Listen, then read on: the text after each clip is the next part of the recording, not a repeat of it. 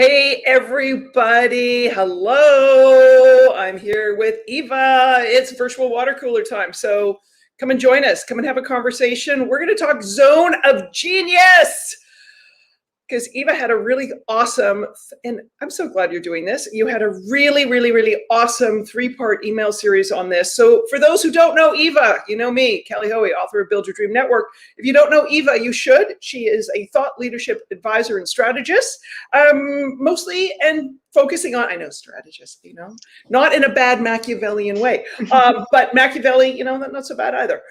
Strategist to women who serve other women. So you can kind of get why I dig Eva, what she does, all that kind of good stuff. So anyway, Eva, thanks for joining me. Hey, Kelly, it's great to be here. Good stuff. Good stuff. Oh, and so Eva, this first time hanging out with me at the water cooler, we will check and see if anyone is joining us. If you're joining us, hey, folks who are joining us and sending smiles, I see some comments coming in on LinkedIn. Tell us where you are. Tell us, why you joined us today. Whether you're on Periscope, YouTube, or LinkedIn, you can share comments, and if you've got something good to say, I want to hear about it. So let us know who you are, where you're watching us from. That always makes it enjoyable.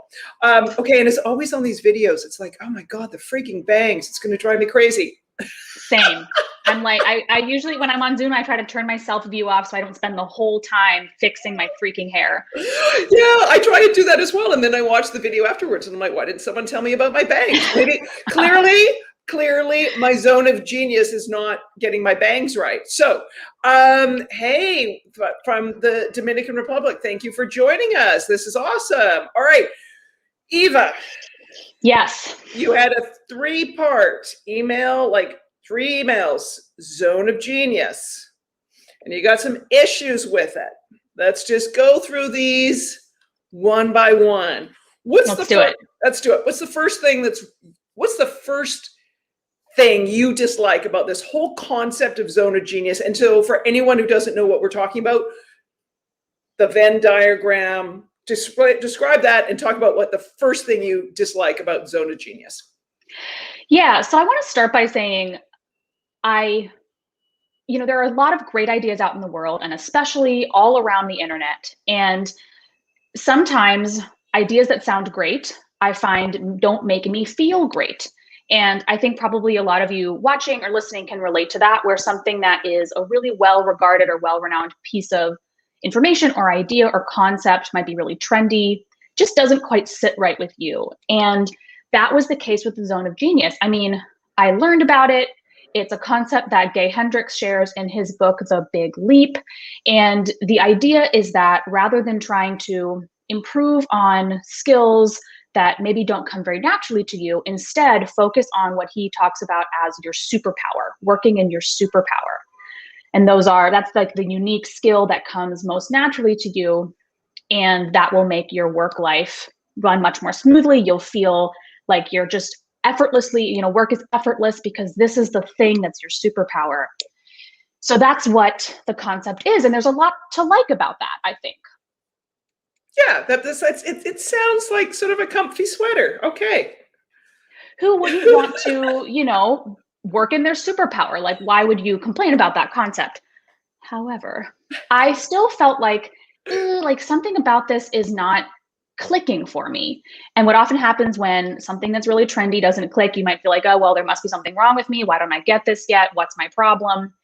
But I decided to not buy into that BS and instead really try to figure out, why isn't this clicking? What are my issues with this concept? And the first one is that I think that the zone of genius can make us, we can sometimes react to that in a way where we're like, I'm too precious. My zone of genius is this, so I'm too precious to do this other thing. I'm too precious to try a new skill, to try to learn something different, to really challenge my comfort zones. I sometimes think we kind of retreat into the concept to avoid something that might scare us, or something that we might think is like beneath our pay grade. And of course, sometimes you need to delegate things and not do everything yourself, of course. But I was finding in myself and in others this sort of using the zone of genius as a barrier to progress in some way in our business or our career. All right. Well, I love that. I absolutely love that. I want to say hello to some of the folks who are here. So many folks. Hello, Missouri. Hello, Ireland. And I got this favorite, Perth. I've been there 3 times, to say the least. My godchildren were born in Perth. They're in Adelaide now, but there we go. Just there we are. Thank you, all the folks joining from many time zones away. Thank you, thank you, thank you. This is like really. Thank you. If you've got questions, I know someone said they have a question on networking. We're talking Zone of Genius today. We'll do networking again another day. We're talking Zone of Genius. Hello, South Carolina. Thank you for joining us. Okay, Algeria. Oh, there we go. Got an A. Toronto. Lived there from 91 to 98. Oh, you know what? Let's just get jealous here. It's just there is genius right there. Okay. All right. So this Zone of Genius. The first thing is, all right, we can get too precious and we can say, oh, I'm above everything else. I have to stay within my zone of genius. Got it. Love it. Yeah. All right. Your second problem with the Zone of Genius as a concept that makes you uncomfortable is no free lunch. Please explain that one. Yeah. So one of the part of the concept of Zone of Genius, right, is it's your superpower. And the way this often is described is it's what comes most naturally or most effortlessly to you. And I have a problem with that because nothing requires no effort. And so to set up this idea that like, oh, when you're in your zone of genius, it's like the same as it's like expending zero energy. Like that's what effortless means to me, is like this takes no energy. But in reality, I think working in the skill that comes really naturally to you, that really fires you up or energizes you, can still be incredibly draining. Something can be deeply meaningful and energizing and at the same time require a huge output of your energy. And I find that to be true when I am writing or speaking. I love it. And afterward, I want to collapse on my couch. And I think setting up the expectation that working in your zone of genius requires is effortless really can set us up to feel very confused when it doesn't feel effortless and start to question or doubt whether we're doing the right thing. I'm nodding away on this, Eva, because I think you and maybe some others would agree, and I know one of our friends here. Hello, Lyndon in Toronto. There's someone. Hey, Janine. Janine and I used to work together. Hey, Janine. Hey, Janine. And hello, North Carolina. We've got more North Carolina. We've got lots of North Carolina today. Thanks, North Carolina. And good afternoon, Mozambique. Love it. Thank you for being here. Okay. So I was nodding on all of that, ease part, because I think you would agree my zone of genius is networking. I would agree, yes. Or one of my zones of genius, networking. We'll get back to that point because I know what's coming up.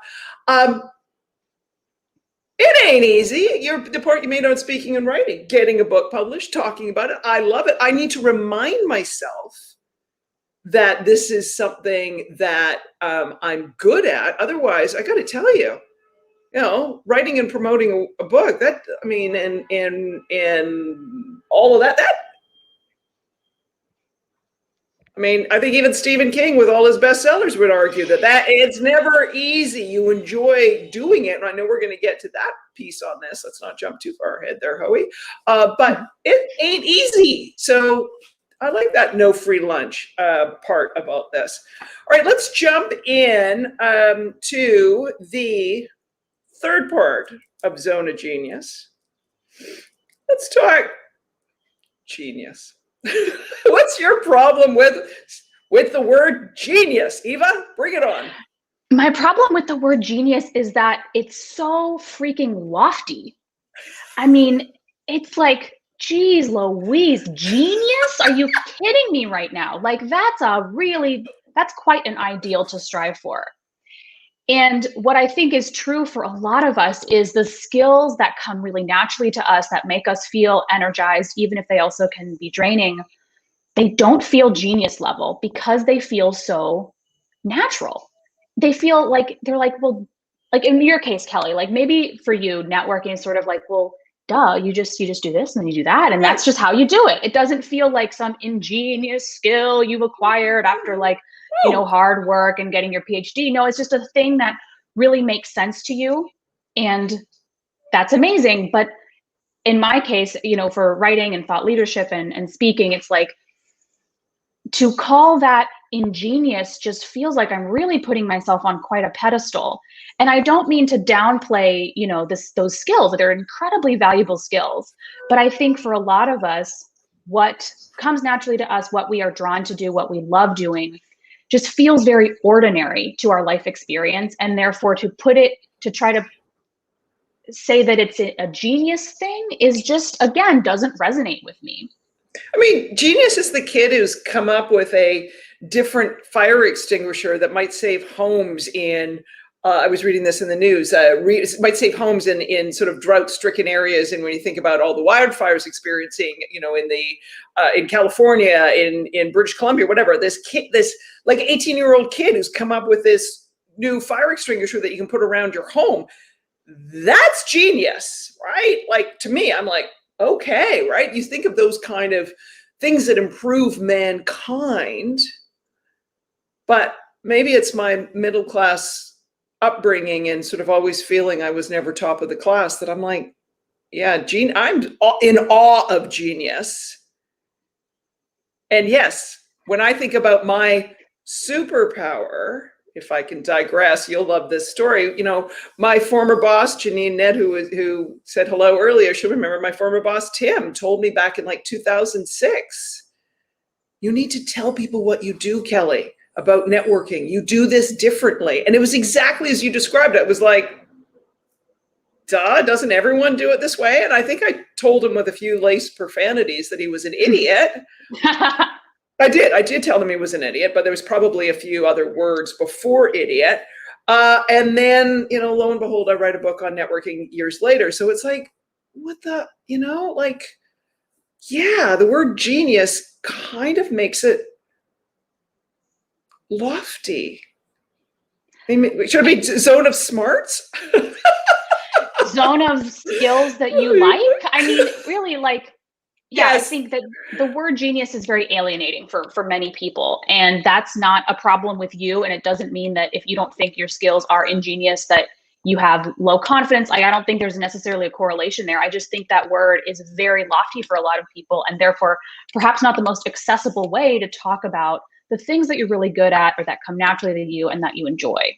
Well, and you can run around looking for your zone of genius and thinking, I don't have one. I'm a failure. Totally. That's such an important point. Like, that's another thing that I think is so problematic about using this word, or like it's just not accessible. And so folks would, yeah, they'll feel like, well, I don't have one of those, because again, the skills you're most skilled at, if I may be redundant in that way, they're going to be so close to you. They're just going to feel like part of your being.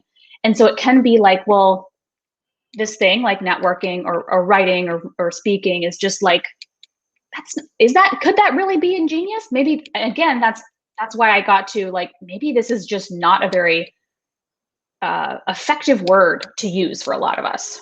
Yeah, because what happens if there's more than one thing you do well?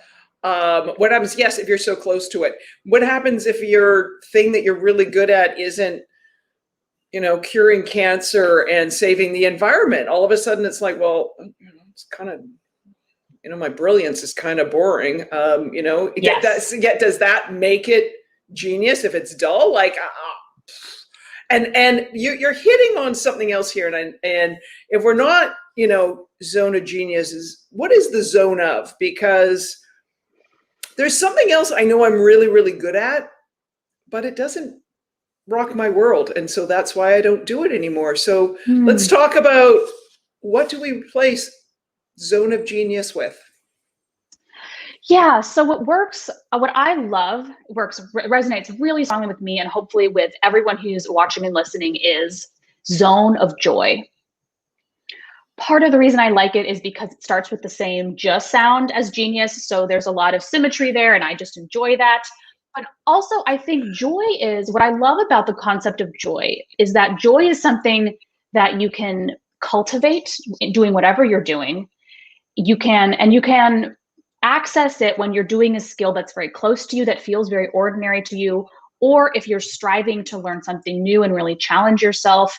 There's such a spectrum of ways we can feel joy that I think with genius just feels or sounds like a pinnacle, and joy sounds like a spectrum of and a pathway where you can experience joy in different ways and in different iterations throughout your life. And to me, that's so much more accessible, and it just makes me feel like a deep sigh of relief. I feel so much more relaxed when I feel like, ooh, I'm gonna strive to work in my zone of joy. Yes. Yes. Like why I'm happy deep in research again, thinking about a new book, but I loved this idea of zone of joy. And as I hinted at, so years ago, back when I had a job, back in those, exactly, back then, and the same boss who told me, you need to tell people what you do on networking, he inflicted, I remember feeling this at the time, inflicted on all of us managers who reported to him, the director, that we had to do a 360 review. Mm. And I remember getting my 360 review back and being a little shocked. Because if you had asked me before the 360 review, I would have told you I was an okay manager, whatever. When the review came back, let me tell you, the sun shines out of every orifice of my body. I am a brilliant manager. Here's the problem. I don't enjoy it. Mm-hmm. And I had that really unique experience when I was working at this law firm of being management and managing a whole bunch of people and being a manager. And then within a short period of time after the 360 review, I had the opportunity to move into a different role where I was doing. There was no managing, it was all doing. And my happiness went through the roof. And so that's why I'm like, this whole idea of zone of joy and thinking about maybe there's things we're really good at, but we don't really they're not giving us the sufficient kind of, buoying of our careers. And even though we know we can do them, we would choose to do something else. That's a good point, Kelly, because when we receive feedback about something that we're good at, it can make us think, that external validation, like, oh, this must be my zone of genius, whatever. This must be my thing. And, unfortunately, a lot of us are not taught in our culture to really trust our feelings, like how we feel about what we're doing. And so I think a lot of people can get stuck doing a thing that they're pretty good at or even excellent at, but they don't have that joyful, energizing, excited feeling for it. And we can get stuck there if we don't tune into how do I feel about this project, this task, this role. And so I think when I hear the word joy and seeking or striving for joy, that kind of helps me tune into what the feeling I desire in whatever my zone, that big task that I'm doing. Well, I love this idea too, because it enables you to separate. Oh, here we go. Sounds of New York. New York. How we can separate out what we have as a skill set. Because I think, some people are saying, hey, how about calling it zone of competence? I think we need to separate competence and ability from what we actually enjoy doing, because it gets back to your first or your second point. There's this high idea there's no free lunch. You got to work at some of this stuff. And when you're working at something you enjoy, there is an element of you can get into the flow. You can say, yeah, I got a lot of stuff to do, but I know this is going to be hard, but that's what's enthusing me to keep going. But this idea of separating the fact of what you're good at and what you enjoy, having to do that, because like, again, if I hadn't had that 360 review, I would have told you I was crap as a manager, or I was like, I'm okay at it. I don't think I'm very good. I'm not going to go after other. And what really it was I enjoyed doing and making things happen more than delegating and assigning other people to do it. Mm-hmm. Yeah. Oh, here we go. Zone of joyful competence there.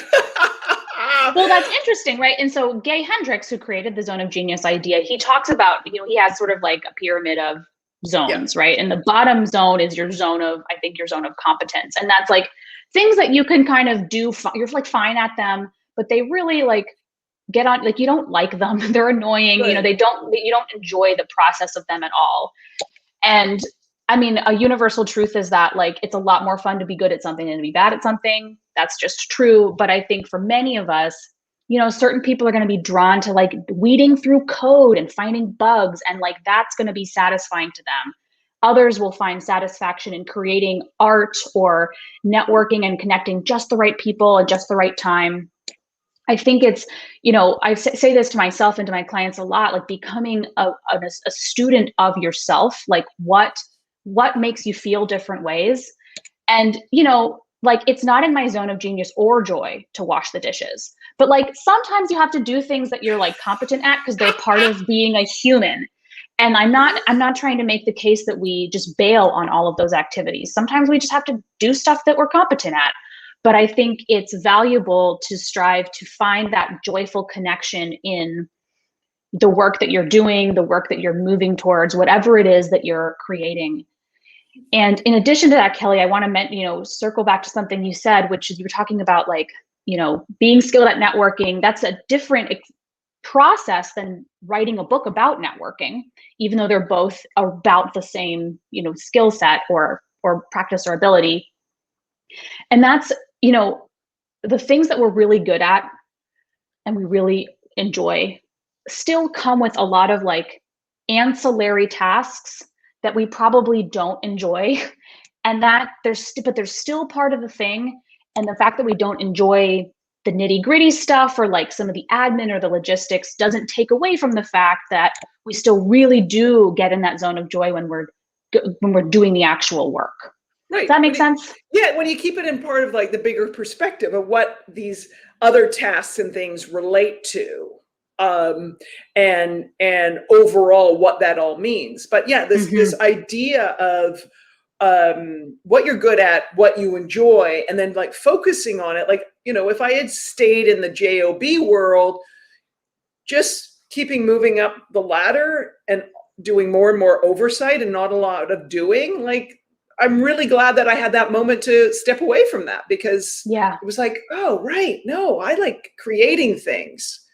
I like taking, few resources from nothing and going, here you go. Like if, when I think about sort of, hey, here, Kelly, here's a stick of gum and a paper clip, start an alumni program, start a startup accelerator. I mean, literally, the examples go on. There's a great comment from Lyndon here. Exactly. Yeah. I think that's a good point, Lyndon. Like when you're in, and I think like athletes, I think I've seen athletes call it the flow state, and a lot of high performers in whatever field call it that flow state, where you kind of feel like things are just sort of almost doing themselves, whatever the work is. And for some folks, to take Kelly's example, some folks are delight at managing and get into that feeling of like things just happening themselves when they're managing others and they're moving things around and thinking about how to be in charge of this ship. And for others of us, it's like all about that creation process. And so, yeah, I think the flow state is another good way of thinking about the zone of joy. Yeah. All right. So for anyone who's just joining the conversation right now, we're sort of heading up the tail end of the water cooler. Some of the people are snuggling up to us, excuse me, a little late, is we're talking zone of genius. We're talking what's kind of imperfect about that concept in terms of making us feel inadequate if we haven't found that one thing. And then it's got to be one thing that What happens if, you find your zone of genius in what? It's supposed to be easy street. Insert evil laugh here. The idea that, this word genius, what happens if your brilliance is really quite ordinary? So, are you supposed to then like brush it aside? Like what, all that kind of stuff. And what can we replace it with instead? This is a great comment from Angela. Exactly, right? Like this gets back to, this, if it's one thing and you're precious about it, I'm sorry, I'm so brilliant at this one thing, this is all I do, you won't discover, that's like shutting off your curiosity valve. Yeah. And I think there's also great potential for, I think there's great potential for your zone of genius to evolve as you do. You might get into that flow state and feel that just sense of joy now doing a certain task. And in 10 or 20 years, it's going to be something different because in the meantime, you've stretched, you've changed, you've experienced different things. And that's how human beings work. And so I think another reason the zone of genius felt a little off to me is it felt like it's just one thing. And then I was sort of stuck doing it. But I think in reality, we all evolve so much and can find, if you think about your zone of joy, can experience joy in all sorts of ways. Yeah, exactly. And you think, exactly. And you know what, maybe it's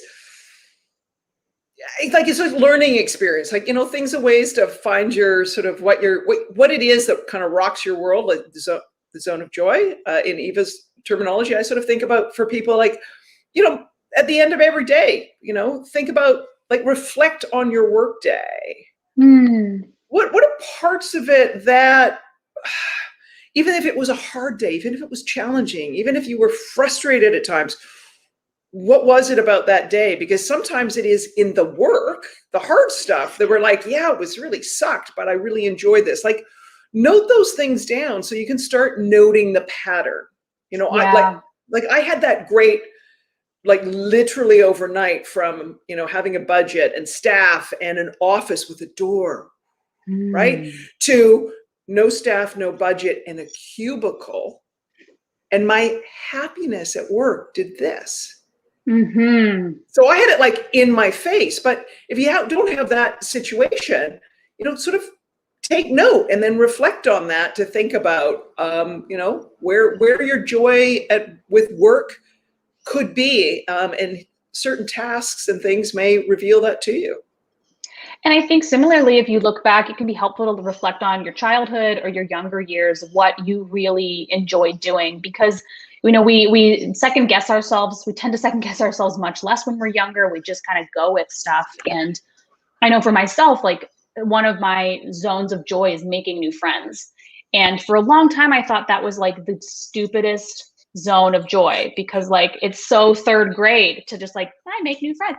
I realize now that that's such a valuable skill, but that's a really good example for me of something that felt so ordinary and whatever. And it wasn't until years later reflecting on that pattern growing up that I realized this is something I love. It comes easily to me. And it's a really valuable skill as an adult and an entrepreneur too.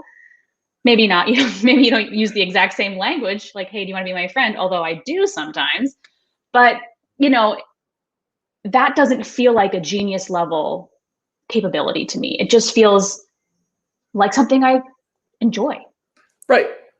And again, you and I probably go back to the word genius and think, I don't know, discovering penicillin, that's kind of genius. Right? Yeah, or like being a child prodigy on the piano. I mean, I don't know, maybe like Mozart didn't feel like a genius at age 4 or Beethoven or whoever that was, but I don't know. It just sounds so exceptional. And I think for a lot of us, yes, what we excel, what we are excellent at, what we adore, what just connects us into that flow state, it sounds ordinary. And that's okay. Ordinary isn't bad. I think ordinary is amazing. And most of us are not skilled in the ordinary in the exact same ways. It's all complementary. And embracing that is such a lovely gift of self-acceptance. And also just embracing like, hey, I love the heck out of doing this. And I don't have to call it my zone of genius. I can call it my zone of joy and be completely delighted with it. And it feels like a discovery and realizing, not feeling like inadequate in your 20s because you haven't found your zone of genius, or you haven't excelled as fast as everybody else, or all the rest of that. Yeah. So we're having so much damn fun too. Hello, Mary Cardy in Ireland, and love seeing you here, my friend. And Angela, thank you for loving our conversation. This has been amazing. Well, we've goofed off for just about 30 minutes at the water cooler here. Love it. I like to think of this like if we were at the office. It's like, oops, shit, got to get back to work. So Eva, as always, I want to say, will you come back again, and you've got endless thought leadership things to talk about. And I want to talk about them with you. So will you come back to the water cooler with me sometime? Heck yeah, I'll come back. Yeah, awesome. All right. This is great. And because we're doing this for the first time, I'll just share this right now, Eva. I'm going to cut the broadcast, but I'm going to be able to say goodbye to you. Unlike Zoom, this is not going to kick us off the platform. We can have a secret sidebar conversation. Shh, don't tell everyone. Oh, they're watching. I haven't ended the broadcast. All right, everyone. We'll see you next time for Virtual Water Cooler. And so glad you enjoyed Zone of Genius. And we will, I know, Eva, you've got a link to where you've written about some of this stuff, and we'll put it in the comments on LinkedIn. All right. Thanks. It's coming. Thanks, everybody. Bye.